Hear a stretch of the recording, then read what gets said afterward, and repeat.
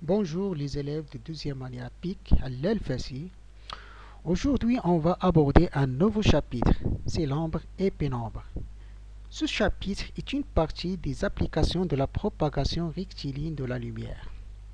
Avant de commencer, je vous propose la situation suivante. Nous sommes, ou bien tous les hommes, ont toujours étonnés par l'observation de la Lune qui change d'aspect, ou du Soleil qui disparaît en plein jour. Tous ces phénomènes astronomiques s'expliquent par la formation d'ombres et de pénombres. Je pose les deux questions suivantes. Qu'est-ce qu'une ombre et qu'est-ce qu'une pénombre? La deuxième question, comment explique-t-on certains phénomènes astronomiques comme l'éclipse du Soleil et l'éclipse de la Lune? Pour répondre à ces deux questions, je vous propose les deux expériences suivantes.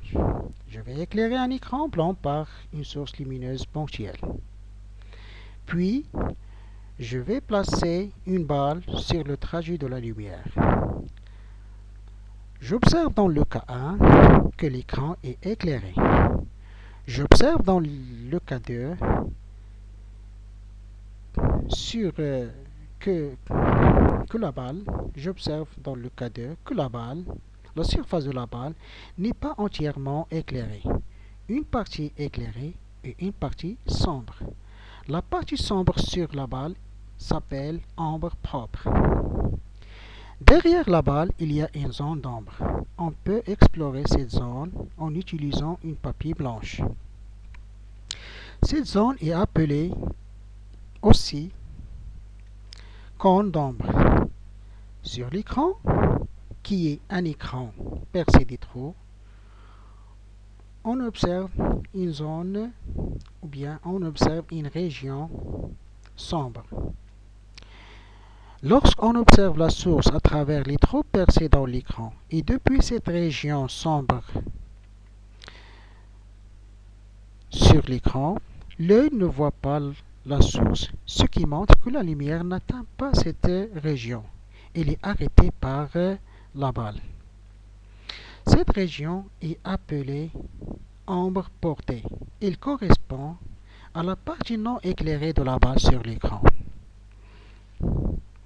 Donc, pour conclusion, on peut déduire que l'ombre est une absence de la lumière, c'est-à-dire l'ombre se forme lorsque la lumière est arrêtée par un objet opaque.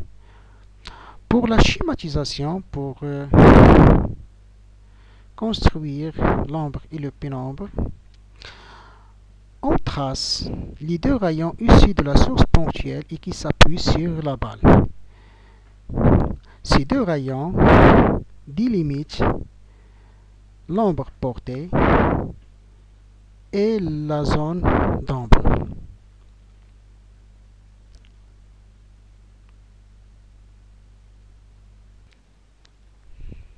On va passer maintenant à l'étude des ombres qui se forment lorsqu'on utilise une source étendue. Une source étendue est une source de dimension très grande. On peut la considérer comme s'il est constitué de plusieurs points lumineux. Exemple d'une source étendue, le soleil, ou bien on peut construire une source étendue lorsque par exemple je place devant la source précédente un écran diffusant en papier calque.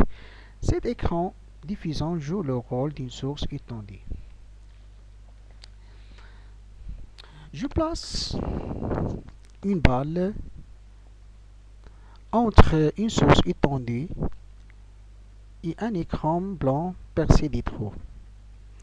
On observe sur l'écran qu'il n'y a pas un passage net entre la partie sombre et la partie éclairée sur l'écran. Donc il se forme sur l'écran une région n'est pas entièrement sombre et n'est pas entièrement éclairée. Cette partie s'appelle pénombre de la balle.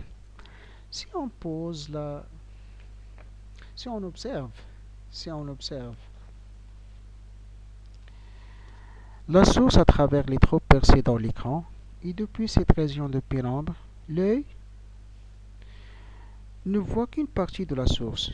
L'autre partie est cachée par la balle. Ce qui nous permet de conclure que la pénombre est une région qui n'est éclairée que par une partie de la source. Et on peut donc déduire, dans le cas d'une source étendue, l'ombre, voilà l'ombre, est bordée par la pénombre, ce qui est un passage progressif à la pleine lumière. Pour la schématisation, on prend les deux points qui existent au bord de la source étendue et à partir de chaque point, je trace les deux rayons extrêmes qui s'appuient sur la balle. Ceci, ça veut dire ces rayons, ils délimitent la zone de pénombre et la zone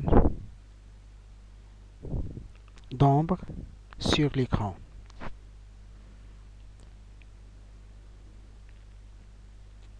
La zone de pénombre sur l'écran s'appelle zone d'ombre portée et la zone de pénombre sur l'écran s'appelle zone de pénombre portée de la base sur l'écran.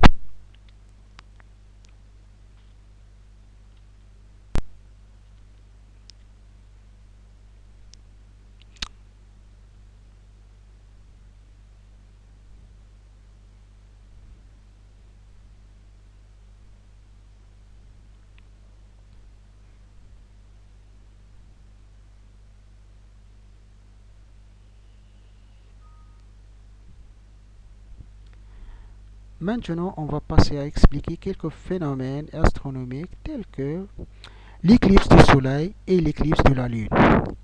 On commence par l'éclipse du Soleil. Une éclipse du Soleil se produit lorsque le Soleil, la Lune et la Terre sont alignés dans cet ordre. Dans ce cas, l'ombre de la Lune se projette sur la Terre. Les gens qui existent dans la zone d'ombre portée de la Lune sur la Terre voient que le disque de la Lune cache en totalité le disque du Soleil. C'est l'éclipse totale.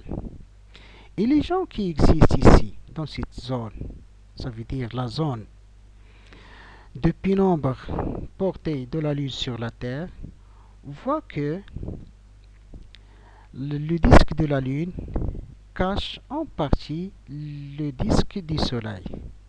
C'est l'éclipse partielle.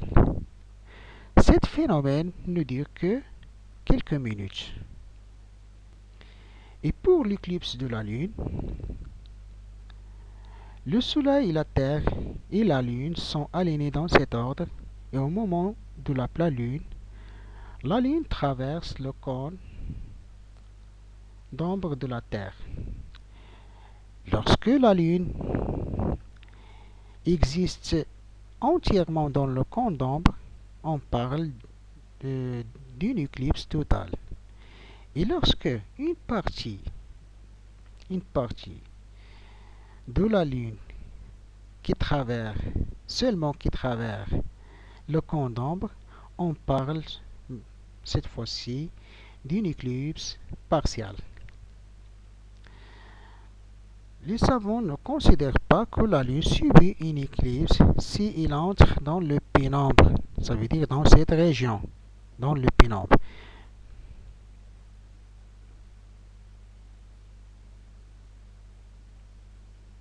Voilà, c'est tout.